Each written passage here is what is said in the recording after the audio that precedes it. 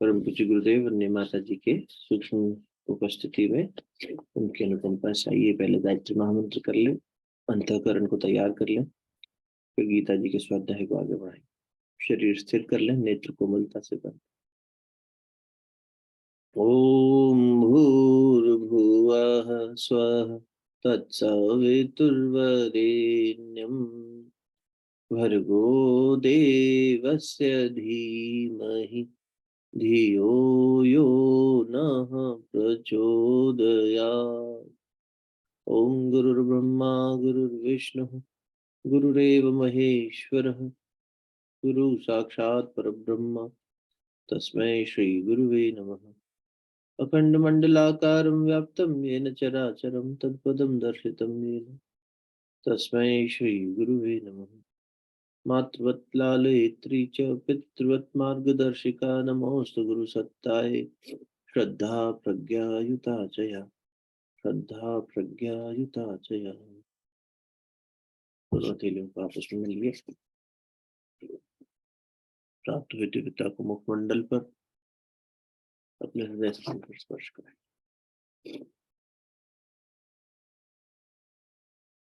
बहुत बहुत प्रणाम, बहुत बहुत स्वागत। हम लोग गीता जी के 16वें अध्याय, जिसमें दैवीय संपदा और आसुरी संपदा का वर्णन भगवान कर रहे हैं अर्जुन को। तो उसमें सबसे पहले भगवान दैवीय संपदा क्या है उसकी व्याख्या कर रहे हैं, और उसी पर अपना मनन चिंतन चल रहा है पिछले कुछ समय से। सबसे पहले भगवान ने कहा कि अभय होना चाहिए जीवन में, 16/1 में, और उसके बाद उन्होंने उसके ही आगे 8 गुण और पहले श्लोक में बताए, कुल 9 गुण पहले श्लोक में बताए। तो व्यक्ति को, साधक को अभय, भयमुक्त होना चाहिए। जैसे जैसे आस्था बढ़ेगी वैसे वैसे भयमुक्त होता चला जाएगा, यानी भगवान पर श्रद्धावान होना चाहिए। श्रद्धावान होगा तो ही भयमुक्त हो पाएगा। फिर भय का एक और कारण आसक्ति है, मोह जो है, उसकी वजह से भय पैदा हो रहा है। तो मोह का त्याग करना पड़ेगा। जितना जहां मोह है उतना ही ज्यादा भय है। फिर भगवान ने उसमें कहा सत्व संशुद्धि, यहाँ अंतःकरण की शुद्धि की बात आई। अभी जब तीसरा श्लोक लेंगे तो उसमें भगवान शरीर की शुद्धि की बात भी करेंगे। ये जो स्थूल शरीर है इसकी शुद्धि, तो यहाँ अंतःकरण की शुद्धि की बात आई पहले श्लोक में। और फिर कहेंगे कि जो भीतर से शुद्ध हो जाता है उसका लक्षण है कि वो बाहर से भी शुद्धि रखना चाहेगा, शरीर को पवित्र रखना चाहेगा, आसपास का वातावरण को पवित्र रखना चाहेगा, कुटुंब को पवित्र रखना चाहेगा, धन का अर्जन जो कर रहे हैं वो पवित्र भाव से करेगा, वाणी का प्रयोग पवित्र भाव से करेगा। तो वो वहां पर भगवान जो है पवित्रता को खोलेंगे 16/3 में, स्थूल शरीर की पवित्रता। यहाँ पर अंतःकरण की शुद्धि की बात हुई थी, हम लोग कर चुके हैं चर्चा इसमें। और फिर भगवान ने कहा ज्ञान योग में अवस्थित होना, यानी हमेशा अपने अंदर उस स्व के बोध को बनाए रखने का प्रयास करना, जिससे हम चूक जाते हैं। इसी वजह से मैं मेरा में फंस जाते हैं। अहंता ममता जो है वो जो आ जाती है, वो उसके कारण कि मैं सही तुम गलत, मैंने तुम्हारे लिए ये किया तुमने मेरे लिए क्या किया, इस तरह का जो भाव आता है, ये सब ज्ञान योग में हम अवस्थित नहीं रह पाते, इस वजह से हो जाता है। उसके अलावा दान की बात हुई थी कि दान क्या मतलब है, दान का, दान करना किसे कहते हैं और दान क्यों करना चाहिए, दमन किसे कहते हैं, यज्ञ, स्वाध्याय और आर्जवम।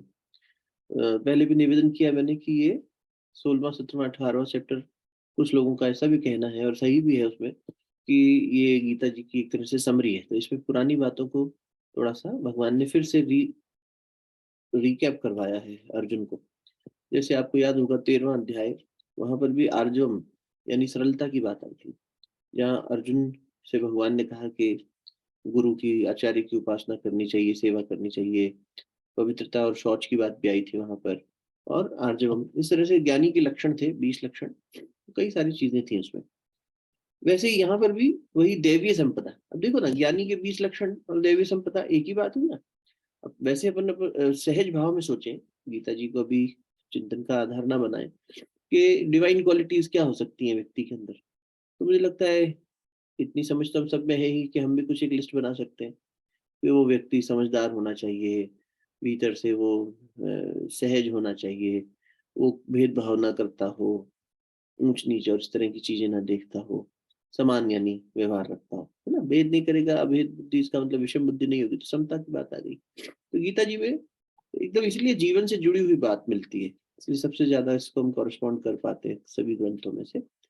और कोई जैसे अगर हम महर्षि महर्षि पतंजलि की तरफ चल रहे हैं, वहां पर भी आपने अगर पढ़ा हो तो यम और नियम, जो अष्टांग योग दिया उन्होंने, यम नियम आसन प्राणायाम प्रत्याहार धारणा ध्यान समाधि, उसमें यम 5 दिए और नियम भी 5 दिए। तो उन 10 को देखते हैं तो भी ये बातें आती हैं कि व्यक्ति अहिंसावादी होना चाहिए, जो दूसरे श्लोक में भगवान का, जो सत्यवादी होना चाहिए, किसी से झूठ ना बोले, अस्तेय, किसी का सामान ना चुराए, ब्रह्मचर्य का पालन करे, सभी के प्रति नेक भावना रखे, ईश्वर प्राणी ध्यान रखे। ये सारी बातें जो है, ये महर्षि पतंजलि ने भी योग दर्शन से पकड़ी है। तो अगर हम योग सूत्र पकड़ लें, वो भी एक दर्शन का विधान है। दर्शन माने देखना, तो जीवन को उस दृष्टि से भी देख सकते हैं और उस आधार पर भी, वही कैवल्य कह दिया उन्होंने, मोक्ष की तरफ जा सकते हैं। इसी को हम विवेक चूड़ामणि नाम का ग्रंथ जो आद्य गुरु शंकराचार्य जी ने लिखा, तो शंकराचार्य जी ने विवेक चूड़ामणि में षड संपदा की बात कर दी कि ज्ञान ज्ञान मार्ग पे चलने वाले को 4 स्तंभ मिलते हैं, ज्ञान के 4 स्तंभ। उसमें उन्होंने पहला कहा विवेकवान होगा वो, बिना विवेक के तो ये बात ही नहीं बनेगी। पहले विवेक आएगा, फिर वैराग्य जागेगा, फिर उस वैराग्य के आधार पर, विवेक और वैराग्य के आधार पर 6 संपत्तियां, षड संपत्ति व्यक्ति जो है स्पिरिचुअल वेल्थ क्रिएट करेगा। और वो संपत्ति क्या है, बाहर की नहीं भीतर की संपत्ति। तो उसमें उन्होंने कहा कि मन का जो है शमन होगा, इंद्रियों का दमन, ये करना पड़ेगा। विवेकवान व्यक्ति अपने वैराग्य को और बढ़ाना चाहे तो ये सब करना पड़ेगा। तो मन का शमन, इंद्रियों का दमन, तितिक्षा, त्याग, जिसे कहते हैं। फिर तो यहाँ पर भी त्याग की बात आई ना। उपरति, उपरति मैंने न्यूट्रल रहना हर स्थिति में, डिफ्लेक्टेड नहीं होना। और उसके बाद श्रद्धा और समाधान, ये 6 संपत्ति वहां शंकराचार्य जी बताते हैं। और उन्होंने कैवल्य शब्द की जगह शब्द कह दिया मुमुक्षत्व, मोक्ष की इच्छा। पतंजलि योग सूत्र में भगवान पतंजलि ने उसी को मोक्ष कह दिया, कैवल्य कह दिया। कैवल्य प्राप्ति, कैवल्य कह लें, मोक्ष कह लें, मुक्ति कह लें, समाधि कह लें, ये सभी बातें एक ही है। मूल में लिबरेशन कह लें, इंग्लिश में कहेंगे तो लिबरेशन है ना, रियलाइजेशन, अवेकनिंग, ये सारे शब्द तो हैं। मूल में भाव यही है कि व्यक्ति अपने कषाय कल्मश दूर कर सके और उसकी दैवी संपदा बढ़ती चली जाए। तो दैवी संपदा अलग अलग रूपों में अब हम ग्रंथों में जब देखेंगे तो वहां मिलेगी। जब हम इनका पाठ कर रहे थे रामायण जी का, मानस जी में शबरी को भगवान राम ने जो भक्ति के गुण बताए, वहां वही बातें आई नवधा भक्ति में, कि जहाँ गुरु की उपासना होती है, जहाँ सात्विक जीवन होता है, जहाँ छल नहीं होता है, जहाँ पवित्रता होती है, हे शबरी माँ, अपने मन में ध्यान धर के मेरी बात सुनो। और जोर दिया गया था इस बात पर, हमने चिंतन मनन किया था पहले। तो ये सारी बातें कहीं भी किसी भी ग्रंथ में आप उठाएंगे जरूर मिलेंगी, क्योंकि ये सारे ग्रंथ हमारे जो हैं, जैसा कि अपन कई बार निवेदन कर चुके हैं कि ग्रंथ यानी जीवन की ग्रंथियां खोलने वाली सूत्र जो है वो उसमें छुपे होते हैं। तो जीवन की ग्रंथि को खोलना है, रोजमर्रा की परेशानी को दूर करना है, तो ये चीजें सब जगह आ रही है कि हमें अपनी स्पिरिचुअल वेल्थ, अपनी डिवाइन वेल्थ को एनरिच करना ही पड़ेगा। और वो कब होगा, तो वो इन क्वालिटीज को अटेन करके होगा। तो उसकी एक बकेट लिस्ट, एक चेक लिस्ट भगवान बता रहे। तो दूसरे पे चलते हैं, रिकैप थोड़ा सा 16/1 का किया। आर्जवम मतलब सरल होना, सरल। अभी पीछे भी एक सत्संग हो रहा था, किसने पूछा सरलता आर्जवम आप क्या राय रखते हैं। सिंपल सी बात है, जहाँ अहंकार नहीं होगा वहीं सरलता आ सकती है। जहाँ अहम है वहां सरलता आएगी नहीं, वहां तो विषमता रहेगी, मैं पना रहेगा, मेरा पना रहेगा। अच्छा देखिए, बहुत बार व्यक्ति अपने परिवार का मेरापन या धन दौलत का मेरापन नहीं रखता, पर नाम का मेरापन बहुत ज्यादा होता है। लोग सम्मान, लोग मुझे कैसे सीखते हैं, ये सब बहुत ज्यादा गुरुदेव ने लिखा है कि व्यक्ति को संतान की इच्छा छूटना फिर भी पॉसिबल हो जाता है, धन की इच्छा छूटना भी संभव हो जाता है, लेकिन यश की इच्छा छोड़ना बहुत मुश्किल हो जाता है।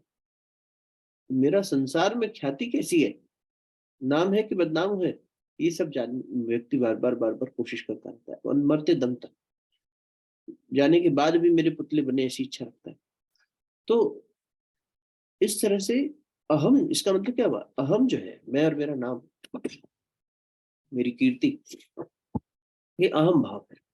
ममता फिर भी थोड़े हद तक व्यक्ति कभी कभी सब कंट्रोल कर पाता है, जो मेरापन है। लेकिन नाम के साथ मेरापन, अपने पद के साथ, अपनी प्रतिष्ठा के साथ जो मेरापन है, ये मेरापन नहीं छूट पाता। ये अहम के बहुत नजदीक है। और फिर शरीर के साथ जो अपनापन है, ये दो तो बहुत मुश्किल हो जाते हैं। इसलिए इसको हमें बार बार प्रार्थना और भगवान की कृपा इन और अपनी यात्रा को इस तरह दिव्यता बढ़ाते चलते हैं तो छूटने लगता है।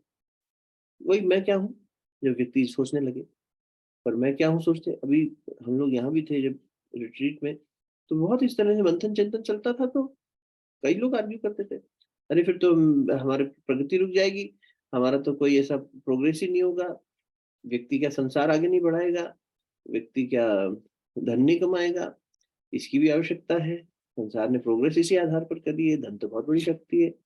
तो अपना पक्ष इसी पे खड़े रहना पूरे समय, इससे हिलना नहीं, ऐसी स्थितियां भी आ जाती हैं कई बार व्यक्ति को। तो हमने देखते हैं कई बार ऐसा कि एडमेंसी होती है बहुत। आप सोचेंगे कि बहुत सरल है तो बात समझ में आ जाती, नहीं आती जीव को।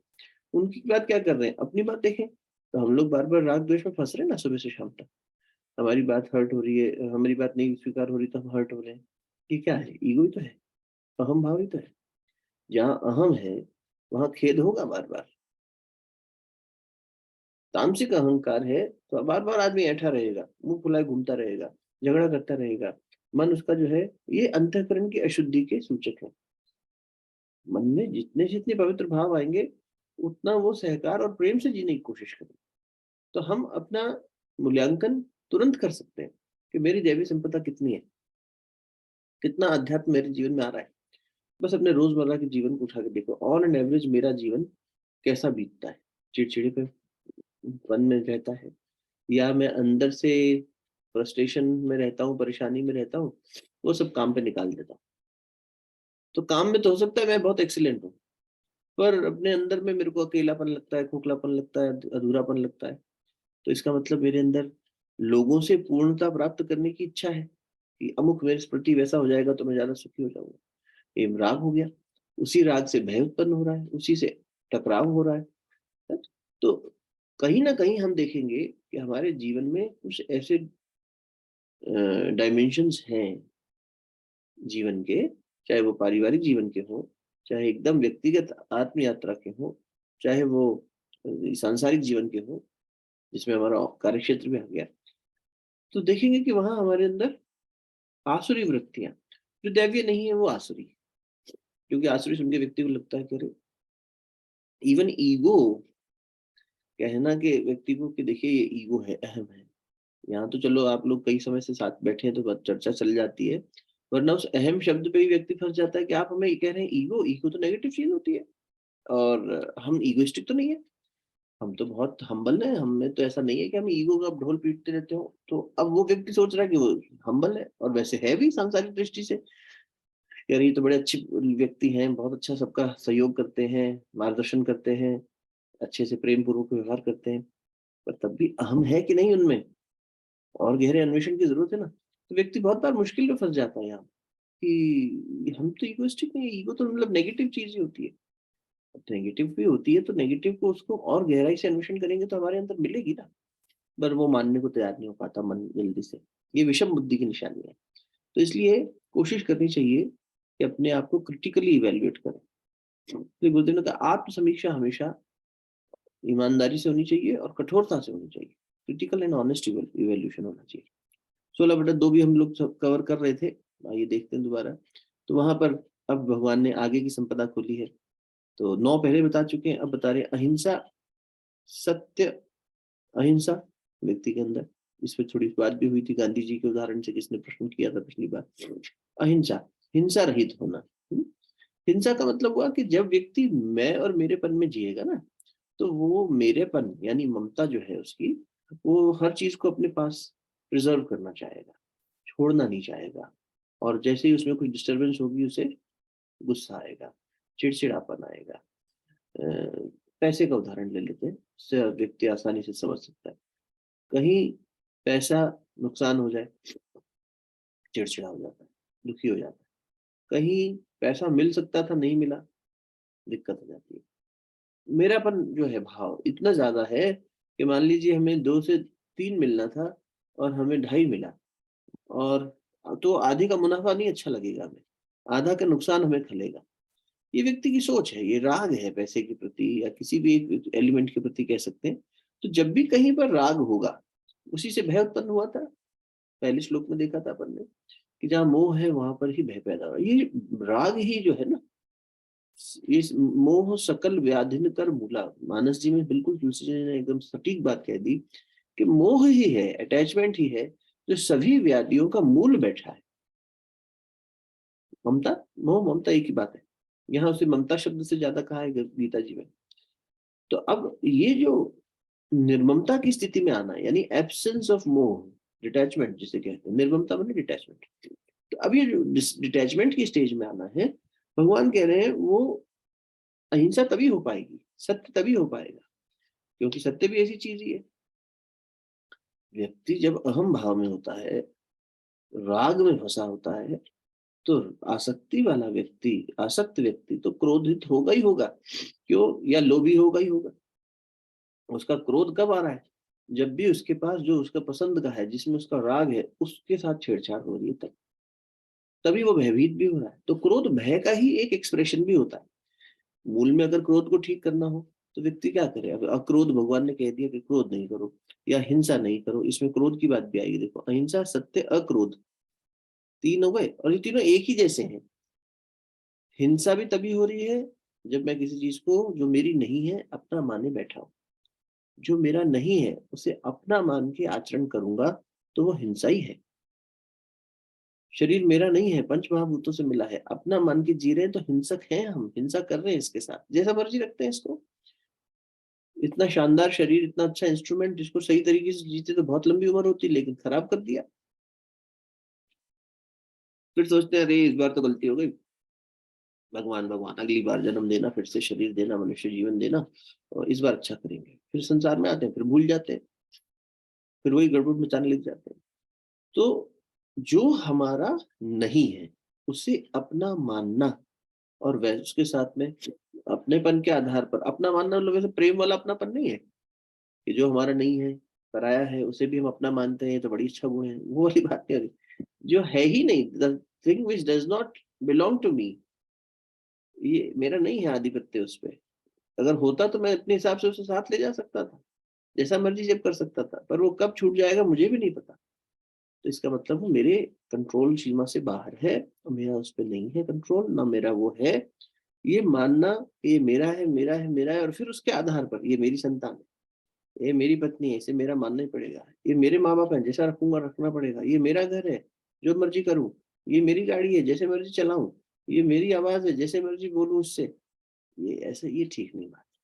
ये जो मेरापन है ना, इसमें हिंसा पैदा करती है। तो हिंसा उस बात से कही जा रही है। अच्छा, फिर दूसरी दृष्टि से भी चर्चा कर ली थी अपन ने कि जहां पर महाभारत को एक युद्ध के रूप में देखें तो हिंसा दिखाई देती है, पर वो हिंसा है नहीं। तो हिंसा और अहिंसा जो है वो कर्म के ज्यादा नियत पर आधारित चीज है। सत्य भी नियत पर आधारित चीज है कि मूल में हमारे भीतर का भाव क्या है। ऊपर से हमारी वाणी हो सकता है, हमने जो प्रयोग की हो वो असत्य भाषण हो, लेकिन भीतर से क्योंकि हम सही की रक्षा करना चाह रहे थे, इसलिए हमने असत भाषण कर दिया। जैसे कि किसी की तबीयत खराब होती है, कोई डेथ बेड पे होता है, हम जल्दी से नहीं बताते उसे घर वालों को कि मरने वाला है, ये हम अपनी समझ से बताते हैं। तो उस विवेक को वहां उसे सत्य माना गया है कि आपने दूसरे की हित रक्षा के लिए अगर कोई बात ऐसी कही जो उस समय सत्य नहीं थी। छोटे बच्चे को सिखाते हुए बहुत सारी बातें कही जाती है शुरुआत में, जो कि उसे बाद में समझ में आता है कि ये सत्य नहीं है। कि चंदा मामा कोई चंदा मामा थोड़े नहीं है ना, बड़ा होता है भौगोलिक दृष्टि से समझ जाता है। बचपन में उसमें भाव जागृत करने के लिए, उसके अंदर एक पवित्रता का भाव, एक संबंध का भाव जागृत करने के लिए उसको सिखाया जाता है। तो बहुत सारी बातें माँ बाप ऐसी कहते हैं उस समय, जो बच्चे को कोई चीज नहीं काम नुकसान करेगी, हमने छुपा दी, नहीं बेटा खो गई, कोई तो नहीं है। बाद में उसको समझाते हैं धीरे धीरे, बहुत छोटा होता है तो अलग अलग तरीके अपनाते हैं माँ बाप। तो ये वचन से दिखता है कि तो असत्यवादी है, नहीं, असत्यवादी नहीं है। उसकी रक्षा के लिए, उसके हित के लिए उस परिस्थिति को संभालने के लिए व्यक्ति जब भीतर में शुद्ध भाव से कोई बात कहता है तो उसे सत्य कहा जाएगा। तो इसीलिए ये दोनों अहिंसा और सत्य नियत पर आधारित चीजें हैं और बहुत महत्वपूर्ण है, क्योंकि जो सत्य में बड़ा बल होता है। जिस व्यक्ति ने सत्य का पालन किया, मीरा सत्यवादिनी थी, सत्य का आचरण भी करती थी, सत्य को जीती भी थी। कबीर सत्यवादी थे, प्रहलाद सत्यवादी थे, भक्त किसी को भी उठा लीजिए आप, इनमें ये गुण थे, दैवीय संपदा थी। और इनमें से कोई एक गुण भी व्यक्ति अगर अपने अंदर बहुत गहराई तक उतार ले ना, बाकी गुण आने लग जाए। हमें सारे गुणों की चर्चा कर तो रहे, लेकिन परेशान सबके लिए होना, वो है ना, एक साधे सब सदे, सब साधे सब जाए।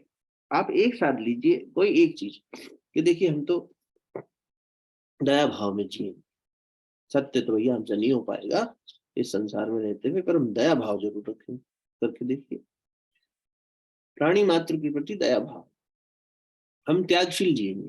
अरे त्यागशीलता तो बहुत बड़ा गुण है। आदमी जहां मैं मेरा है वहां कहाँ त्याग करेगा, लेकिन हमने ये तय किया कि नहीं, हम जरूर त्याग करेंगे धीरे धीरे। इसलिए हमारे बुजुर्गों ने ये सारा जीवन शैली बनाया था, जहाँ हम पशु के लिए आहार बनाते थे, जहाँ हम उत्सवों पर जाकर दान देते थे, बच्चे देखते थे देने में क्या सुख है, करने में क्या आनंद है। ये सब जब वो देखते थे, सीखते थे, तो धीरे धीरे धीरे धीरे उनके अंदर भी ये, और उनके अंदर तो हमसे ज्यादा होता है ये पवित्र भाव, दैवी संपदा हमसे ज्यादा है। वो तो जैसे जैसे बड़े होने लगते हैं, हमारी जीवन शैली को देख के वो भी मैं मेरा सीख जाते हैं।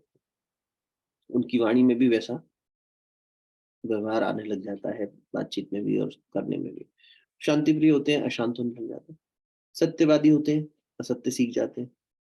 नियत से असत्य किसे कहते हैं?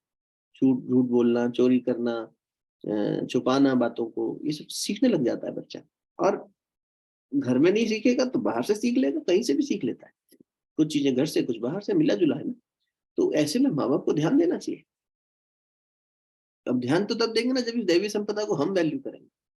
अगर हम में ही ये डिवाइन वर्च्यूज के प्रति इतना नहीं है, हमने भी यही सोच रखा है कि नहीं जीवन ऐसे ही जिया जाता है, तो फिर आगे की इन लोगों को कैसे सिखाएंगे?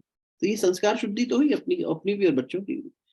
तो अहिंसा, सत्य और क्रोध, ये तीन गुण जो है, इनके ऊपर बहुत चर्चा कर चुके हैं, इसलिए बहुत ज्यादा डिटेल में नहीं जा रहे। क्रोध आपके लिए, आपको पता ही है कि अपन ने दूसरे अध्याय के रेफरेंस से कई बार चर्चा करी है कि क्रोधात भवति सम्मोहः, क्रोध होता कब है? ध्यातु विषयान् पुंसः संगस्ते छूट जाए, संग करने की इच्छा, वही है ना, कामना जागी,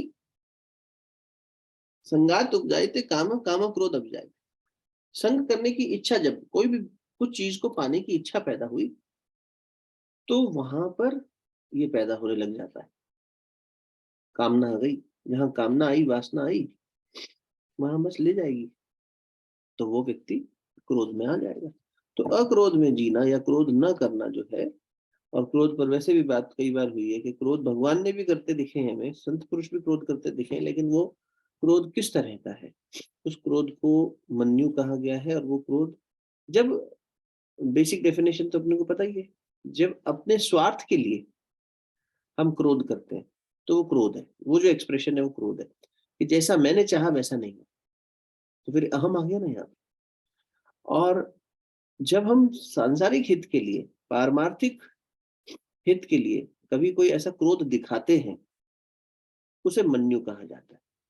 इसलिए कहा जा रहा है वहां पे कि क्रोध दिखाना, क्रोध करना नहीं, क्रोध दिखाना। मैं क्रोध में बह नहीं गया, मैंने क्रोध दिखाया ताकि उस परिस्थिति में सांसारिक हित हो सके, परमार्थ सिद्ध हो सके। त्याग, अब देखो, त्याग अपने आप में बहुत बड़ा भाव है। संसार की कामना न होना, इसे त्याग कहते हैं। संसार की कामना है तो त्याग कहाँ होगा? तो कामना रहित जो व्यक्ति है वही त्याग कर सकता है। वरना तो दान देना या त्याग करना लगता है कि हम कुछ दे रहे हैं या हम कुछ छोड़ रहे हैं, लेकिन व्यक्ति उससे भी छोड़ता नहीं है। वो उसमें इस बात का भी अहम आ जाता है कि मैंने छोड़ा। और त्याग जो है फिर वो बड़ा ही वैसा होता है, कैलकुलेटिव। अच्छा हम ना इतना सब यही करेंगे, भगवान जानता है, इसलिए संत पुरुषों ने ऐसे लीलाएं करी है जहां पर अच्छा तू इतना ही छोड़ सकता है तो इतना ही छोड़, शुरुआत वहीं से कर। लेकिन कर तो सही कहीं से, पर मूल में देखा जाए तो हमारी वहां पर भी विषम बुद्धि है, हम वहां पे गड़बड़ मचा रहे हैं, हिसाब कर रहे हैं, क्या छोड़ना मेरे लिए आसान है भाई, ये तो नहीं त्याग होगा मुझसे, संतान का त्याग नहीं, घर का त्याग नहीं, पैसे का त्याग नहीं, शरीर का त्याग नहीं, बिल्कुल नहीं, ये तो बिल्कुल नहीं। नाम का त्याग, अरे नहीं नहीं, ये भी नहीं कर सकते, फिर क्या करेंगे? हम ऐसा ऐसा करेंगे कि 5 रोटी खाते हैं साहब, 4 रोटी खा लेंगे। वो भी वीक में एक बार ऐसा करेंगे, ऐसा छोटा सा कोई त्याग ढूंढेंगे हम बड़ी बुद्धि लगा के, ये त्याग थोड़ी है, ये तो वो हो गया, बढ़िया बुद्धि हो गई कि कहीं मेरा नुकसान जहाँ सबसे कम होता हो, जो ना के बराबर हो, वैसा कुछ छोड़ दो तो वो त्याग हो गया, उसे त्याग नहीं कहते। त्याग, देखिए, एक तो शारीरिक दृष्टि से भी त्याग देखा जाए और मानसिक दृष्टि से भी त्याग को देखा जाए। पहले भी निवेदन किया है, त्याग हो जाए ऐसी स्थिति आना, जब व्यक्ति बाकी दैवीय संपदाओं को बढ़ाएगा ना, भगवान ने त्याग पहले क्यों नहीं कह दिया? जैसे जैसे इस दिशा में पहले जो बातें कही गई हैं उन पर काम करेगा, अंतःकरण की शुद्धि करेगा, जो है सरल बनेगा, आर्जवम, वो सारे गुण जो पीछे पर पढ़ के आए, तो ऐसी स्थिति में खुद ही आने लग जाएगा कि त्याग होने लग जाए। जैसे जैसे राग कम होगा, सिंपल जीवन हो जाएगा, छूटने छूटने लगेंगी चीजें, बहुत सारे कर्म हमारे ऐसे हो जाएंगे जो पारमार्थिक हैं। और इवन जो लोगों को, बाकी त्याग तो चलो समझ में आता है आध्यात्मिक दृष्टि से, पर जीवन साधना में देखें तो हमारी आदतें होती हैं बहुत सारी। किसी किसी को सिगरेट पीने की आदत, जल्दी से नहीं छोड़ना चाहता, छूटती भी नहीं चाहे तो भी, उसके लिए बहुत मेहनत करनी पड़ती है, जल्दी से नहीं छूटती। वैसे ही हमारे अंदर भी बहुत सारे पैटर्न्स होंगे ना, हैबिट्स ऐसी होंगी जिसके बार बार दोहराने से हम परेशान होते हो, हम समझ भी रहे हैं कि हमें इसे छोड़ना चाहिए, लेकिन छोड़ पा नहीं रहे, उसका भी त्याग करना। ये सब पैदा क्यों हो रहा है? कामनाओं की वजह से। इसलिए कहा संसार को पाने की इच्छा जब है तो त्याग नहीं हो रहा। जहाँ संसार को छोड़ने की इच्छा पैदा हो जाए, संसार छूट रहा है। संसार छोड़ना मतलब मर जाना नहीं, आत्महत्या कर लेना नहीं, संसार छोड़ना मतलब यही राग छोड़ना। राग इसी में तो है, बार बार व्यक्ति इसी में पड़ा रहना चाहता है और नए संस्कार पैदा करके, नए कर्म पैदा करके इसकी फसल काटने आ जाता है।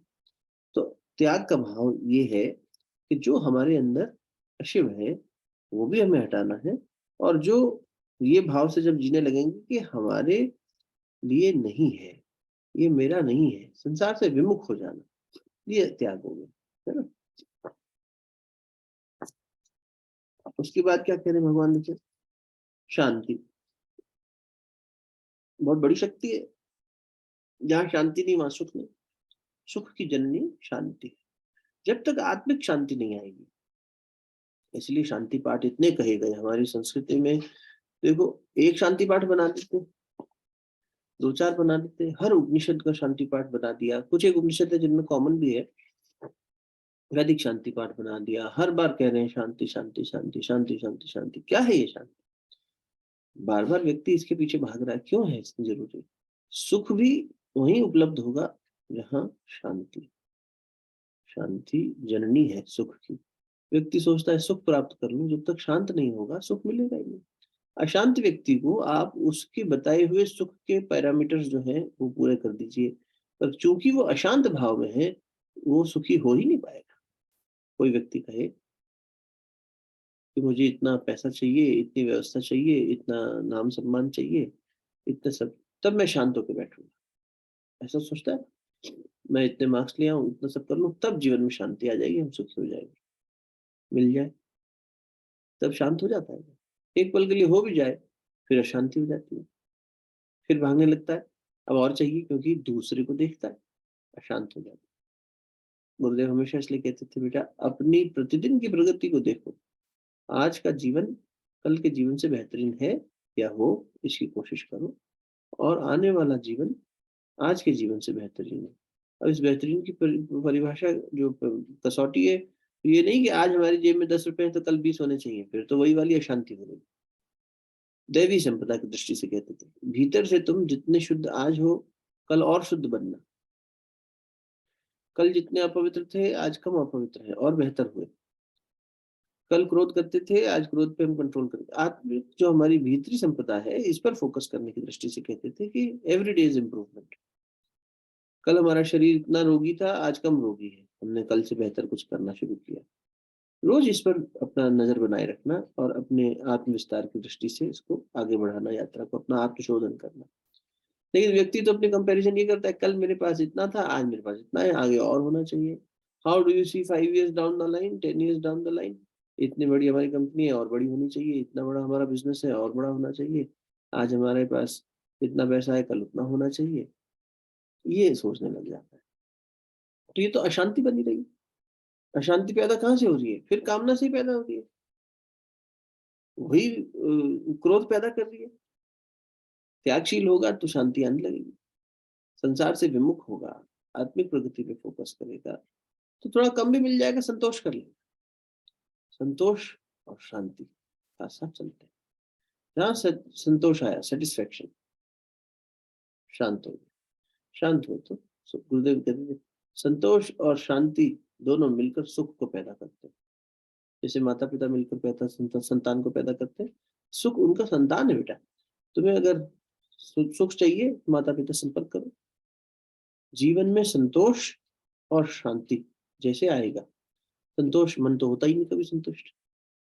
तो किसका संतोष महाराज? आत्मा की संतुष्टि। आत्मा की संतुष्टि, मन भी संतुष्ट होने लगेगा धीरे धीरे जब आत्मा के पास बैठेगा। मन में भी संतोष। मन तो जैसा, देखिए दर्पण है वो तो, उसमें तो अगर पुराने संस्कार और चित्त को धीरे धीरे आदमी साफ करने लग जाए, आत्मा का ही दर्शन मिलेगा उस आईने में, उस दर्पण में, है ना? तो इसलिए मन तो सिखाएंगे तो सीख जाएगा। उसके पीछे का अहम जो है और राग जो है, ये सीखने नहीं देते मन को। वो बार बार सामने आके खड़े हो जाते। मुख्य युद्ध उन्हीं से है। कामनाएं रक्त बीज बार बार पैदा हो जाते हैं। महिषासुर की ही थे ये सब साथी। इसलिए महिषासुर का ही मुख्य रूप से नाम आता है ना, कि महिषासुर मर्दिनी। महिष, भैंसा, कामनाएं, कामनाएं, मोह और ममता, ये सब इसी के प्रतीक है। बाकी सब इसी से निकले हुए हैं, शुंभ निशुंभ, ये सब इसी के, कोई सेना नायक है, कोई कुछ है। तो ऐसे में हमारे भीतर की जो आसुरी शक्ति है, उसके साथ जब युद्ध करते हैं तो बहुत ताकत लगती है। इसीलिए तो साधन चाहिए भीतर की यात्रा में, इसीलिए साधना के साधन चाहिए, निरंतरता चाहिए। कल रात को हमारी एक बहन से चैट हो रही थी, उसने अभी पीछे साउंड हीलिंग सीखी थी हमसे 4-5 महीने पहले। तो आज पेरेंटिंग वर्कशॉप है, तो उसने फॉर्म भरा था, कल मैसेज किया। तो मैंने कहा कि तेरी बिटिया का कैसे चल रहा है बेटा, ऑटिज्म है बेटी को। अब ऑटिज्म के लिए माँ ने इतना त्याग करा है, सब कुछ किया है, सीख रही है, उसने हम सीखा है, शुरुआत में बहुत अच्छे रिजल्ट्स आने लगे, करने लगी। और कल to my surprise she said कि भैया हो नहीं रहा। मैंने कहा क्या हो गया, कोई करने में दुविधा आ रही है? बोले नहीं, बस आलस। And she was courageous enough to say, उसने बोला कि वो इंस्टाग्राम की रील्स देख देख के समय इतना खराब हो जाता है कि बस देखती रहती हूँ, देखती रहती हूँ, देखती रहती हूँ। अब व्यक्ति क्या है, अकेला बैठा है, परिवार में परिवार जैसा वातावरण रहा नहीं, क्रियाशीलता रही नहीं। गुरुदेव इसलिए कहते थे व्यस्त रहो मस्त रहो, खुद को कहीं ना कहीं लगाए रखो बेटा। अस्त व्यस्त हो जाओगे नहीं तो। अगर सही तरीके से व्यस्त और मस्त नहीं रहे तो अच्छे सृजनशील कार्यों में व्यक्ति जब व्यस्त रहता है, चलो आज ये पढ़ लेते हैं, चलो आज ये बनाते हैं, चलो आज वो करते हैं, संसारिक दृष्टि से ही भले ही, लेकिन उसमें भी व्यक्ति कम से कम सृजन का भाव रखेगा ना, तो वो आसक्ति नहीं होगी, करने में मजा आएगा। विवेकानंद जी बहुत अच्छा खाना बनाते थे, खुद खाया हो ना खाया हो, लेकिन दुनिया को खिलाया उन्होंने बना के। चलो भोजन बनाते हैं आज आपके लिए। उनके हाथ का भोजन प्रसाद पाने वाले कई सौभाग्यशाली जीव हुए। तो अब आप ये सोचो कि ऐसा नहीं है कि सांसारिक कार्य कोई कर रहा है तो वो पतन की तरफ जा रहा है। सांसारिक कार्य आत्मिक शुद्धि के लिए भी किया जा सकता है। बर्तन धोते धोते व्यक्ति को भगवान मिल सकता है, क्यों नहीं मिल सकता? अपना काम कर रहा है, स्वाभिमानी हो रहा है, आत्मावलंबी हो रहा है, किसी से सेवा नहीं ले रहा है, तो ये संसार में रहेगा तो कुछ तो काम होगा ही। कपड़ा भी धो रहा है, पहन रहा है, अपनी स्त्री खुद कर रहा है, ये सब चीजें जो है, ये व्यक्ति जब खुद करने लगे, आत्मावलंबन होता है, इससे आत्मविश्वास बढ़ता है। कॉन्फिडेंस आता है, आप कोई सृजनशील कार्य करिए। और वही खाली है, कुछ समझ नहीं आ रहा क्या करें, तो कहीं तो व्यस्त रहेगा ही व्यक्ति, वो अस्त व्यस्त हो जाता है। तो उन्होंने वही कहा कि भैया वो बस उसी में लगी रह जाती है। बात सही समझ में भी आ रही है, क्या करें, पारिवारिक परिवेश ऐसा नहीं है। अब अकेली वो बेचारी बेटी का ख्याल रखती है, थक जाती है, तो मनोरंजन के लिए इधर उधर, अब वो करते करते करते खुद को खड़ा करना मुश्किल हो जाता है। तो सितंबर के आसपास शुरुआत हुई थी यात्रा की, तो बोली अब मैंने वो न्यू ईयर में से होता ही है ना कि चलो नया साल आया है, नया उमंग रखें, कुछ करें, चलो शुरू करो। तो हमने वही निवेदन किया, हमने कहा तुम जितनी भी रील्स देखती हो उसमें से 20 रील कम देख लेना, 1-1 मिनट की रील होगी तो 15-20 मिनट बच जाएंगे, उतना संभाल लेना बस। 10 मिनट निकाल लो, वहां से शुरू करो। बोले हाँ भैया अच्छा हुआ आपसे बात हो गई, करते हैं जो भी है। लेकिन देखो, इतना बड़ा उद्देश्य है उनके सामने, उन्होंने उसको समझा है, उस पर पैसा लगाया है, उस पर मेहनत करी है, और उसके बाद रिजल्ट्स भी आए, पर आगे गतिशीलता नहीं आई। ये है साधक की परेशानी। ये एक आम जीवन में हमारी परेशानी बार बार हो रही है। हम अच्छे संकल्प भी ले रहे हैं, हमें उसका रिजल्ट भी मिल रहा है, हमें पता भी है कि ये करने से ये भाव, ये शुद्धि हो जाएगी, ध्यान करेंगे तो ये मिलेगा, जब करेंगे तो ये मिलेगा, सुबह उठेंगे तो ये व्यायाम करेंगे तो ये फायदा मिलेगा। ये सारे शारीरिक मानसिक आत्मिक लेवल के सुख हमें पता है, और किस चीज को कैसे करना है ये भी ज्ञान उपलब्ध है। इतनी बात करने की भी जरूरत नहीं है, कहीं भी ढूंढ लेंगे, मिल जाएगा ऑनलाइन, कोई ना कोई अच्छा बताने वाला भी मिल जाएगा। हमने करके भी देखे, लेकिन फिर भी हम करते नहीं, तो ये जड़ता ही तो है। जड़ता की वजह से जब नहीं करते, आलस की वजह से, तो फिर मिलेगा ही नहीं कैसे। ये है तमोगुण की शक्ति, असुरत्व की शक्ति। जहाँ दैवीय संपदा हमें पता है कैसे प्राप्त करनी है, ये कमाई कैसे की जा सकती है, इसके लिए पुरुषार्थ क्या करना है, और हमने पहले इसका स्वाद भी चखा है, हाँ करके बड़ा मजा आता है। लेकिन फिर कंटिन्यूअसली करते क्यों नहीं, निरंतरता क्यों छोड़ देते हैं। ये असुर की शक्ति, ये तमस की शक्ति। इस क्यों का उत्तर है ही नहीं कुछ, ये तामस भाव इसलिए निशा के समान बताया गया है, इसको अंधेरे के समान, ये अंधेरा है, ये छा जाता है। आप एकदम से अंधेरा हो गया, क्या करेंगे, नहीं कर सकते। इसीलिए वो प्रकाश की आवश्यकता, तभी तो गुरु का महत्व है, वरना तो हर व्यक्ति अपने आप कर ले। हाँ इतना करता रहे पुरुषार्थ, गुरु के भाव को बना ले, और कि कुछ हद तक ये सदता चला जाए। और कोई भी एक गुण ले ले, आपको इस संपदा में जो पसंद हो वहां से उठाइए, मत करिए सब कुछ। आप हकीकत मानिए, एक गुण प्राप्त करने के अंदर ही बाकी सब पिरोते चले जाएंगे। ये तो माला है फूलों की, एक आपने पकड़ा तो दूसरा बस धागा पकड़ लिया आपने, और कहीं से भी शुरू कर दिया, अपने आप आने लगे। तो शांति, अंतःकरण में कोई राग नहीं होना, द्वेष नहीं होना, और जो मिले उसमें हम संतुष्ट रह सके, और शांति। अब भगवान ने अगला शब्द दिया है, थोड़ा ये नया पड़ सकता है अपने लिए, अपैशनम। अपैशनम मतलब किसी के दोष को दूसरे के आगे प्रकट करके उसके प्रति दुर्भाव नहीं बताना। मतलब एक तरह से सरल भाव में कहें तो चुगली नहीं करना, इसकी उधर उसकी इधर, जो एक होती है ना इंसानों के अंदर, मतलब दूसरों की चर्चा करना और उसकी निंदापूर्ण चर्चा करना। एक तो हो गई कि प्रेरणा स्रोत बात हो गई, चलो प्रेरणा वाली बात, प्रेरणास्पद चर्चा हुई। ये निंदापूर्ण चर्चा है, इसमें सबकी कमियां, दोष, ये वो, ये सब करना, ये अपैशनम है। मतलब पाश्विक हो गया ना एक तरह से ये भी। साधक का सबसे पहला गुण ये होना चाहिए कि वो अपने दोष देखे, दूसरे के दोष देखने वाला साधक नहीं हो सकता। जो दूसरे में दोष देख रहा है, इसका मतलब उसकी दृष्टि अभी बाहर की दुनिया में है, संसार में, फिर अपनी अपनी दृष्टि भीतर आई नहीं जब तक, तो यात्रा शुरू कैसे होगी। इसलिए पहला गुण है ये, मतलब इट्स अ प्री रिक्विजिट कि हमारी आंतरिक दृष्टि जागृत, अंतर दृष्टि जागृत। जब तक दूसरे के दोष देखते रहेंगे, उसके बारे में चर्चा करते रहेंगे, निंदा करते रहेंगे, यात्रा तो अपनी आगे बढ़ ही नहीं सकती। इतनी ज्यादा हो जाती है कि हम संत पुरुषों में भी, अच्छे लोगों में भी दोष निकाल देते हैं। उनमें दोष है कि नहीं ये पता नहीं, लेकिन हम उनको दोष, जो हम भीतर में है वही तो देख पाएंगे बाहर। आप भीतर से प्रसन्न हो, बाहर कुछ परेशानी भी होगी, आप प्रसन्न भाव देखेंगे, देखो कितना बढ़िया है, देखो कोई बात नहीं, उसकी चंचलता, उसकी नटखटपने में भी अच्छाई दिखाई दे जाएगी। और आप भीतर से अशांत हो, तो सबसे प्यार करने वाला आपका बच्चा भी आपके सामने होगा और उसका भी नटखटपना चल रहा होगा, तो आप अशांत होंगे, तो अशांत ही अशांति मचा रहा है। अरे अभी थोड़ी देर पहले हमें यही चीज अच्छी लग रही थी, अब हमें यही चीज परेशान कर रही है। तो अंतःकरण ही तो है हमारा, जैसा भीतर का संसार वैसा बाहर का। तो इसलिए भगवान ने भी कहा कि ये गुण अच्छा नहीं है कि तुम दूसरों के बारे में चर्चा करो। फिर दया, दया करना, इस पर चर्चा हो गई थी पिछली बार। और उसके बाद आया सांसारिक विषयों में लालच ना रखना, अलोलुप लोलुप्तम, लालच ना करना, लोलुपता जो होती है, अभी सब उसी से पैदा हो रहे हैं, राग के है ना, इसलिए मूल में एक ही चीज बैठी है, इसलिए इनकी व्याख्या अलग अलग करने की जरूरत नहीं है। इंद्रिय सुख के लिए व्यक्ति जब लोलुपता करता है, तो इसके लिए फिर इंद्रियों को ही शांत करना पड़ेगा।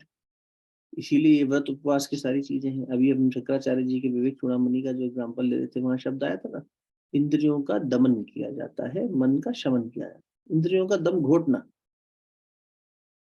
दमन, और इंद्रियों का मन का दम नहीं घोटना, मन का शमन करना।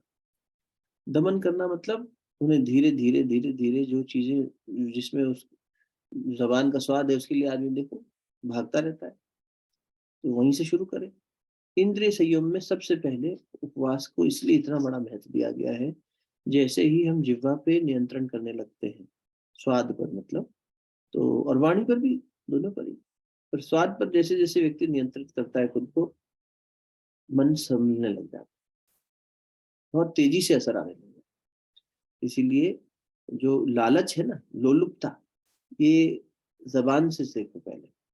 जैसे ही जबान को ठीक करेंगे, इंद्रियां ठीक होने लगेंगी, कामनाएं कम होने लगेंगी, लालच से उत्पन्न, राग से उत्पन्न प्राप्त करने की जो इच्छाएं हैं, वो धीरे धीरे कम हो जाएंगी। तो इससे इंद्रियों के दमन से मन का शमन हो जाए, और उससे जो मन की स्थिति पैदा होगी, वो जो प्रश्न भी आया है कि उपरति किसे कहते हैं, उपरति बने, उस चीज से आप उपराम हो गए, न्यूट्रलाइज हो गए। खुश में बहुत ज्यादा नाचना नहीं, दुख में बहुत ज्यादा रोना नहीं, ये उपरति, उपरति समता का भाव। उपरति को ही समता कह दिया भगवान ने यहाँ, ठीक है। तो समता पर चर्चा हुई है अपनी कई बार। तो इसलिए ये सावधानी रखना कि इंद्रियां जो हैं वो इधर उधर ना भागें। ये मतलब रोजमर्रा के जीवन में हम कैसे इस चीज को लेकर आ सकते हैं कि हमें लोलुपता ना हो, तो उसके लिए, और बाकी चीजों में भी शुद्धि कर देता है ये। तो भोजन में शुद्धि, आहार शुद्धि जिसे कहा, ये इंश्योर कीजिए, हम ये इंश्योर करें कि हम भगवान मेरा है और मैं भगवान का, बस इसी जगह बार बार टिके रहे, सब कुछ भगवान का ही विस्तार है। इस तरह का भाव बार बार बनाते रहना, परमात्मा की प्राप्ति ही हमारे जीवन का लक्ष्य है, ये याद दिलाना। तो इससे क्या होगा, संसार के प्रति जो लालच आ रहा है, उससे विमुख हो जाएंगे, और संसार से विमुख हो जाएंगे तो त्याग अपने आप हो जाएगा। तो ये गुण मिले हुए ना आपस में एक दूसरे से, इसलिए एक को पकड़ेंगे आ जाएगा। चलो हम तो भाई लाल लाल, हम सोचते नहीं हम तो लालची नहीं है। अरे लालची का मतलब, हम तो रूखी सूखी दो रोटी खाते हैं, हम क्या शरीर की आवश्यकता ही नहीं है, हमारे तो शरीर में इतना पचाने की क्षमता नहीं है। ऐसा कह के ये मत सोचिए, और गहरा अन्वेषण करेंगे तो मिलेगा कि हमारे अंदर जो लोभ की वृत्ति है वो तो अभी भी है। अगर नहीं होती तो हमारे अंदर भय नहीं आता। भय आ रहा है, इसका मतलब समझ लो कि राग है, राग है तो लोभ होगा ही होगा, संसार से प्यार है ना। अरे ये मेरा नाती है, इसको कुछ ना हो जाए, अरे ये मेरा पति है, इसको कुछ ना हो जाए, अरे ये मेरा बच्चा है, इसको कुछ ना हो जाए, अरे ये मेरा पैसा है, इसको कुछ ना हो जाए, अरे ये मेरे माता जी पिताजी हैं, इनको परेशानी ना हो जाए। ये क्या है, जब जब चिंता हो रही है हमें, और देखिए कर्तव्य निर्वहन तो करना है। ये नहीं कि मेरे माता पिता हैं, हम तो नहीं नहीं हमें इनके बारे में अब चिंता नहीं करनी, चिंता नहीं करनी तो क्या कर्तव्य नहीं करेंगे, कर्तव्य तो करना है। कर्ता भाव नहीं रखना, तब ये उपरति के भाव से करना है, जो अभी अल्पा दीदी ने पूछा। उपरति साम्य भाव, हम सेवा भाव से करें। पीछे भी आपसे निवेदन किया था, शरीर संसार से मिला है, इसे संसार की सेवा में लगाइए। आत्मा भगवान का अंश है, इसे भगवान की सेवा में लगाइए। आत्मा भगवान की है, ये शरीर के लिए, ये संसार में नहीं जाएगी। हम अपनी आत्मा बेच देते हैं संसार के लिए, उसको चुप करा देते हैं सांसारिक सुख के लिए। अंतरात्मा बोध करा रही है गलत कर रहे हैं, तब भी सांसारिक दो पैसे की कामना पूर्ति के लिए हम चल पड़ते हैं। और करने के बाद कर्ता भाव भी दिखा देते हैं, देखो हमने ये किया, अब तुम करो, हमारे हिसाब से जियो, क्योंकि हमने किया इसलिए तुम्हें करना पड़ेगा, तुम हमारी संतान हो, हमारी पत्नी हो, हमारे ये हो, चलो। ये मैं पना आ गया, नाम के साथ आसक्ति आ गई। तो मूल में जड़ तो वही है, रहता और ममता।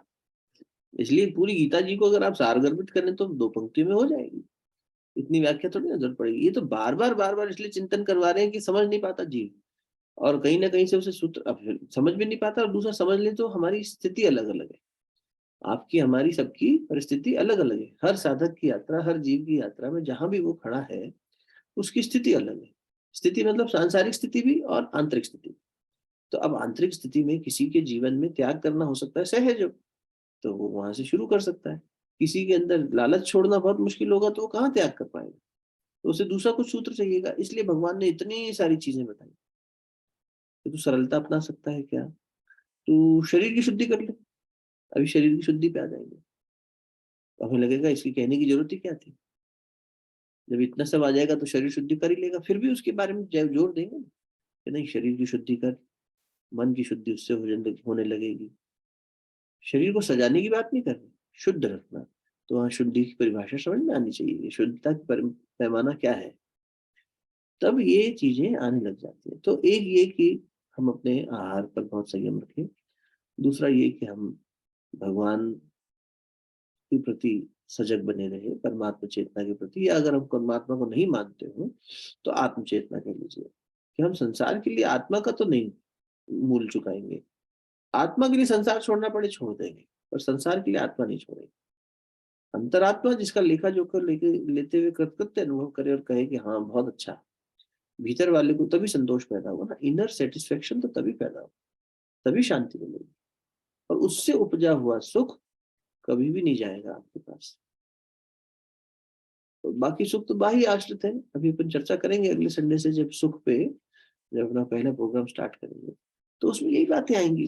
पहले मतलब शुरुआत में तो ये समझ में आएगा कि सुख है क्या, सुख को परिभाषित करें, और फिर उसकी वास्तविक सोर्स क्या है, और उस सोर्स से जुड़े कैसे रहें, उस सबकी साधना, बस वही है। तो उसमें ये शुद्धि आ जाएगी। फिर जहां जहां कामना है वहां ये है लालच, लोलुपता है। हम रिश्तों को कमोडिटीज की तरह बिहेव करने लग जाते हैं। मेरी पत्नी कोई कमोडिटी तो नहीं है, मेरा पति कोई कमोडिटी तो नहीं है, पर वहां लोलुपता आ जाती है, भोग वासना आ जाती है, और वो पूरी न होने पर व्यक्ति क्रोधित होता है, झल्लाता है, आत्महत्या करने की धमकी देता है, डिवोर्स ले लूंगा मैं तुमसे। क्यों? क्योंकि उस पल में वो भोग वासना इतनी ज्यादा प्रबल हो जाती है, तो पशुत्व हो जाता है, ये लोलुपता है। मेरा बच्चा मेरा है, ये जो मेरापन है लोलुपता है, ये बड़ा होके मेरी सेवा करेगा, ये मेरा हिसाब से चलेगा, ये मेरी इतनी अपेक्षा तो पूरी करेगा, अगर करेगा तो ठीक है, नहीं करेगा तो फिर हम भी उदास, वो भी उदास, हम भी परेशान, वो भी परेशान, बस एक दूसरे के साथ जब देखेंगे झगड़ा करेंगे या अवॉइड करेंगे। ये सब लोलुपता ही है, लालच है ये हमारा भीतर का। नहीं नहीं, हमने क्या गलत चाहा, हमने अपने बच्चे को पाल पोस के बड़ा किया, राग ही तो था जो ये भाषा बोलने को कह रहा है कि हमने पाल पोस के बड़ा किया, हमारा बच्चा था, हम संसार में लाए, हमने तो कोई कमी नहीं छोड़ी, फिर ये बड़ा होके हमारे को, ये सब क्या है, राग ही है। भगवान का बच्चा है, अपनी यात्रा है हर जीव की, अपने कर्म है, और हमने उसके प्रति जो किया वो इसलिए किया कि वो करके हमें अच्छा लग रहा था। क्या हम हिसाब रख रहे थे? मन हिसाब रख रहा था, पीछे बैठा चित्त जो है। तो इतना ज्यादा हिसाब रखने की आदत है हमें, परफेक्शनिस्ट, कि हम ये भी याद रखा है हमने कि देखो हमने तुम्हारे लिए लोन लिया, हमने कभी तुम्हारे को पैसा देना था तो तुरंत दिया, हमने तुम्हारे लिए कभी मदद करनी थी तो तुरंत खड़े हो गए, रात को तुम्हारे लिए जागते थे, तुम बीमार होते थे तो हम सोते नहीं थे। ये सब बातें हम याद रखते हैं, और फिर इसका वो देते हैं ब्यौरा पूरा, ये हमारी बैलेंस शीट है। अब बताओ, हम तो लॉस में रह गए, तुम्हें सब दे दे के। रिश्तों में कभी बैलेंस शीट रखी जाती? अगर जीना भी था, इसीलिए ये राग कहाँ से आ रहा है? जब मेरापन, अगर शुरू से ये भाव रखा होता, भगवान का बच्चा है, भगवान की बेटी है, भगवान का बेटा है, ये भगवान स्वरूप है, जो होगा अच्छा बुरा इनके प्रति, इनके इनकी तरफ से मेरे प्रति मुझे स्वीकार है, मान्य।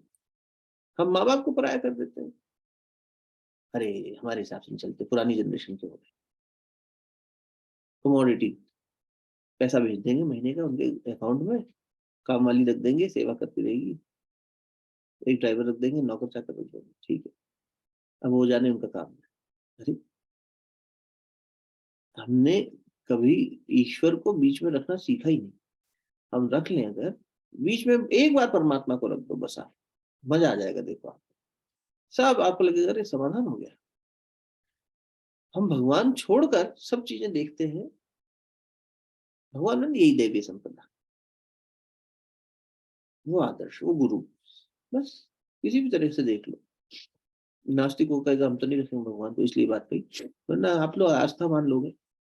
एक बार भगवान को बीच में रखिए कि ये भगवान का बनाया संसार है, जिसमें मेरा संसार भी और मैं भी, सब भगवान, हम सब भगवान के बनाए हुए।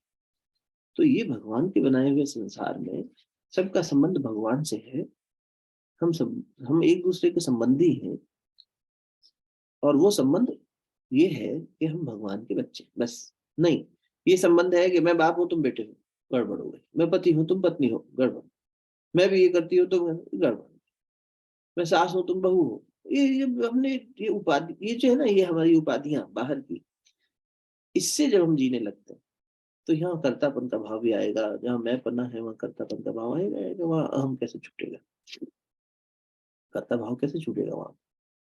तब तो व्यक्ति हर चीज का करेगा हिसाब। मैथोडिकल होना अच्छी बात है, चीजों को अपनी कार्यशैली की दृष्टि से कई लोग बहुत अच्छे से करते हैं ना, पूरा कि उन्होंने कब क्या किया उसका हिसाब रखते हैं, अच्छी बात है, करना चाहिए। वो सांसारिक दृष्टि से उतना ठीक है, तो उसे संबंधों में क्यों लगाने भाई? उसमें क्या का हिसाब रखना? वो तो हम इसलिए कर रहे थे, और उसमें ये भी नहीं कि हिसाब रखने का मतलब ये नहीं कि अरे अब हम तो बस खूब उड़ाओ बच्चे के ऊपर, ये वो बिगड़ जाएगा। भगवान का बच्चा है, इस आधार पर मुझे इसके लिए क्या करना है मैं करूँ, क्योंकि मेरा कर्म इससे जुड़ा है। और सिर्फ इसके लिए नहीं करूंगा, संसार में सब लोग हैं, ठीक है, जो शक्ति मेरे पास है मैं उसका प्रयोग करूंगा। प्रार्थना सबके लिए की जा सकती है, सेवा सभी के लिए भाव हो सकता है। कल कोई जरूरतमंद मिलेगा, उसकी जो सेवा कर सकेंगे, ज्ञान से सेवा करेंगे, धन से करेंगे, शरीर से करेंगे, जो सेवा करनी है करेंगे। शरीर यानी भगवान, ये संसार में जो रह जाना है उसे संसार में ही सेवा भाव से प्रयोग में लाइए, और जो यहाँ से चले जाना है उसे जहाँ जाना है उसके साथ जोड़े रखिए। इतना जब व्यक्ति सीख जाएगा और करने लगेगा तो उसके अंदर सहजता आने लग जाएगी। और फिर अगला गुण है मार्दवम, यानी कि बिना कारण दुख देने वालों के प्रति भी वैर भाव न रखना। कोई हमारे प्रति वैर भाव रखे, भले ही कितना भी गलत हो, लेकिन हमेशा उसके प्रति क्षमा की प्रार्थना कि भैया हम हमें इनसे कोई तकलीफ नहीं। बाकी फिर अगले उस पर लेंगे। अंतःकरण की कोमलता भी कही जा सकती है, मार्दव मतलब अंदर से कोमल होना। कोमल होने का मतलब ये नहीं है कि संसार हमें फिर वही मन में आता है, अगर हम कोमल हो गए, if you are weak, if you are soft, people will consider you weak, vulnerable, ऐसा आर्ग्यूमेंट मन करता है, नहीं इसलिए कठोर बनो। अरे कठोर बनने के लिए ये कहा जा रहा है कि कठोरता जो है अंदर से मत रखो। आप आत्मरक्षा के लिए कठोरता को दिखा सकते हो सेल्फ डिफेंस में, लेकिन और पता है, ये तो सरल हो जाना इतनी शक्तिशाली चीज है, भीतर से कोमल हो जाना। कोमल मतलब अरे भगवान कितना कोमल है, गुरुजन कितने कोमल होते हैं, उनका हृदय कितना कोमल होता है, दूसरों के कष्ट के लिए पिघल जाता है, ये है कोमलता। कोमलता का मतलब ये नहीं है कि हम वीक हो गए, हम वल्नरेबल हो गए, या हमारे अंदर जो है वो लोग हमारा फायदा उठा लेंगे, इस तरह की चीज होगी, नहीं नहीं। कोमलता का मतलब सिर्फ इतना ही है कि व्यक्ति भीतर से सौम्य हो गया, सॉफ्ट हो गया, मक्खन की तरह कोमल, फूल की तरह। आप एक पुष्प, कमल का फूल देखिए, कोई भी पुष्प देख लीजिए, बहुत कोमल होते हैं, कितने सुंदर होते हैं, सम्मान प्राप्त करते हैं। हाँ, अब कोई कहेगा नहीं इसको तो रौंद दिया जाता है, ये कर दिया, अरे वो भगवान के लिए है ना, वो उसके साथ जब वो चीजें भी होती है तो वो भगवान का प्रसाद मानता है उसे, उसकी कोमलता उसकी शक्ति बन जाती है, समर्पण भाव आ जाता है उससे। तो व्यक्ति को सौम्य होना चाहिए, ये सौम्यता मदद करती है। तो बहुत सारे गुण हैं, हमें जहां से शुरू करना है हम वहां से करें। आज ये जरूर करिएगा, थोड़ा समय निकाल के आप गीता जी उठाएंगे तो आपको भी दिख जाएंगे ये गुण। 13वें अध्याय में भी मिल जाएंगे ज्ञानी के 20 लक्षण, और यहाँ पर भी मिल जाएंगे 16वें अध्याय में पहले दूसरे तीसरे श्लोक में। आप बस इनकी एक लिस्ट देख के ये देखिए, आप समीक्षा करनी चाहिए हमें, तो पढ़ के छोड़ दिया क्या मतलब, हाँ साहब अगला सत्संग होगा जब पढ़ेंगे। इनमें ये देखिए कि ये लिस्ट मेरी मेरी बनी हुई है, ये भगवान द्वारा कही हुई लिस्ट है, ये गुण चाहिए अर्जुन, ठीक है। अब इन गुणों में on a scale of 1 to 10, 10 being highest, 1 being lowest, मेरे अंदर कौन सा गुण कितनी रैंक पे है, एक चार्ट बना लेते ना, क्या दिक्कत है? तो या सिंपल लिख लें, poor, good, very good, excellent, इस तरह का स्केल बना लो जैसा अच्छा लगे। तो मेरे को खुद को नंबर देने हैं, और कठोरता से और ईमानदारी से देने, तो समझ में आ जाएगा कि मेरे अंदर हिंसा भाव कितना है, अच्छा, मेरे अंदर भय कितना है, भय तो बहुत है, अच्छा राग तो बहुत ज्यादा दिख रहा है, सरलता नहीं, सरलता हाँ ठीक ठाक सी है, आधा अधूरा सा है, 4-5 नंबर, जैसे जैसे ठीक लगे वैसा एक मूल्यांकन करके शीट बनाइए। और उसके आधार पर अब हमें समझ में आ जाएगा कि अच्छा अब वसंत पंचमी आ रही है, अब नया कुछ गुरुदेव देने वाले हैं। तो यही हो सकता है हमारे लिए, 4 दिन बाद वसंत पंचमी आ जाएगी कि अब गुरुदेव हम ये चाहते हैं कि अमुक गुण हमारे अंदर बढ़े। और आप भी क्या चाहते हैं ये बताइए, एक चाहत हमारी एक चाहत है, तो आप हमें बोध कराइए कि कौन सा गुण ऐसा है जिसमें मुझे सहज रहेगा आगे बढ़ना। सरल सवाल को पहले हल कर लेना चाहिए, तो क्या होता है, विश्वास बढ़ जाता है, और उसमें ज्यादा समय नहीं लगाना चाहिए।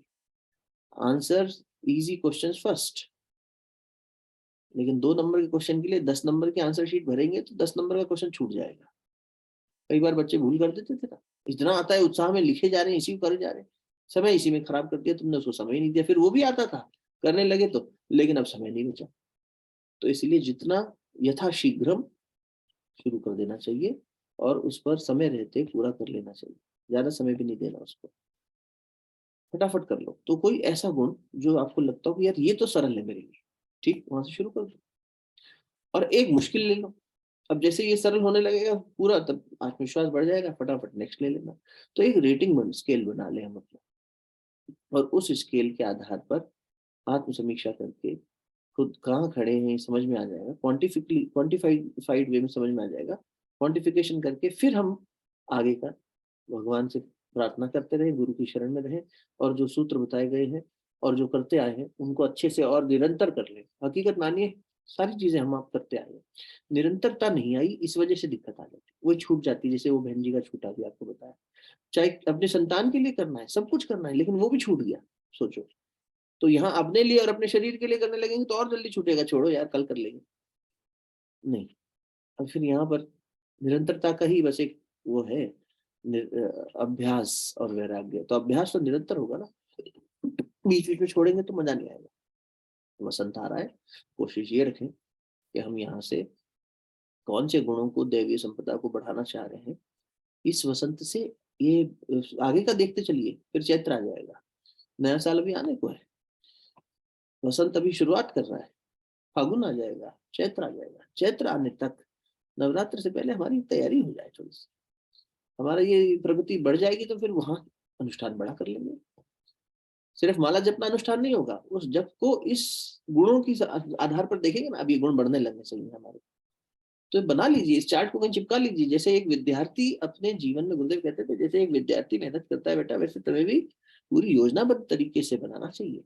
बाहर की दुनिया में प्रगति के लिए हम सोचते हैं कि इतना पैसा इतने समय में कमा लेंगे, इतना लोन चुका लेंगे, इतना घर अपना हो जाएगा, इतने बच्चों की पढ़ाई हो जाएगी। योजना बना बना के धीरे धीरे आगे बढ़ता है, शादी से पहले योजना बनानी शुरू कर देता है, शादी में फिर पत्नी पति मिलकर योजना बनाते हैं, फिर आगे। ऐसे ही यहाँ योजना बनाइए, यहाँ गुरु और शिष्य की शादी कराइए, और दोनों साथ बैठ के योजना बनाए कि भैया आत्मा परमात्मा मिलकर तय कर रही है ये करना है, तो जीव ने तय कर लिया, आगे बढ़।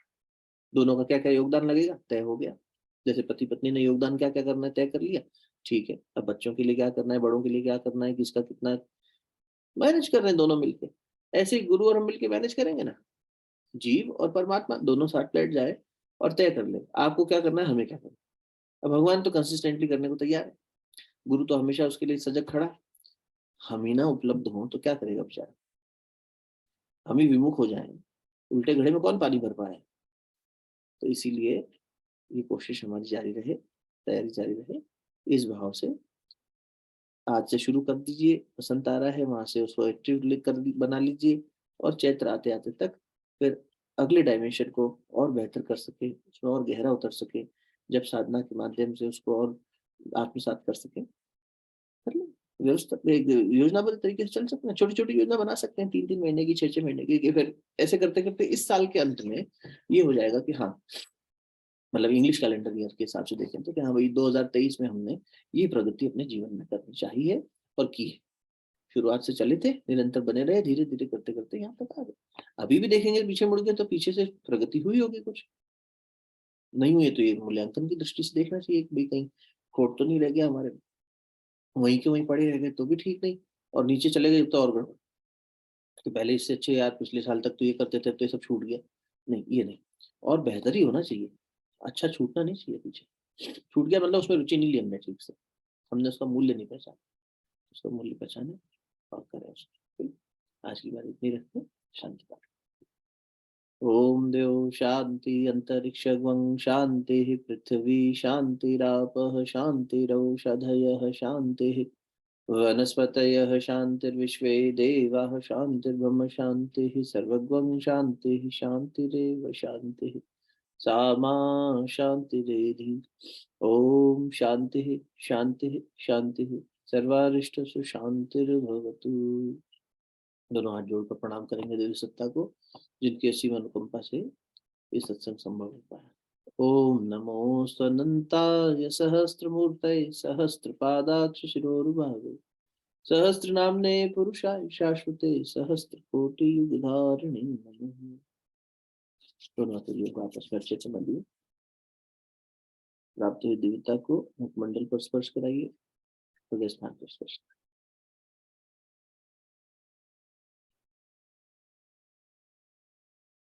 बहुत बहुत साधुवाद, प्रणाम।